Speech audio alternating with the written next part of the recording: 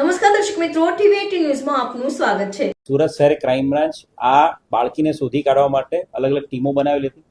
5 inspector, 9 sub inspector અને 110 police એમ કુલ મળીને આ બધા અધિકારીઓની કુલ 10 જેટલી ટીમો સમગ્ર સુરત શહેર વિસ્તારમાં આ બાળકીને શોધવા માટે કાર્યરત થઈ હતી।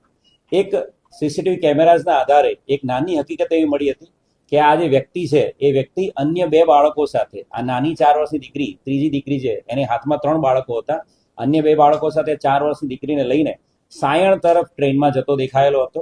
અને સાયણ પહોંચ્યા બાદ આ વ્યક્તિની કોઈ બીજી હકીકત મળતી નહોતી, એટલે તાત્કાલિક સુરત શહેરની ક્રાઇમ બ્રાન્ચની અલગ અલગ ટીમો સાયણથી વડોદરા, અમદાવાદ તરફના રેલવે સ્ટેશનો અને સાયણથી સુરત થઈને વલસાડ, વાપીથી મુંબઈ તરફના કુલ 43 જેટલા રેલવે સ્ટેશનો પર આ બાળકીને અને એના અપહરણ કરતા વ્યક્તિને શોધવા માટે અલગ અલગ 43 જેટલા રેલવે સ્ટેશનો ઉપર સીસીટીવી કેમેરા ચેક કરવામાં આવ્યા હતા।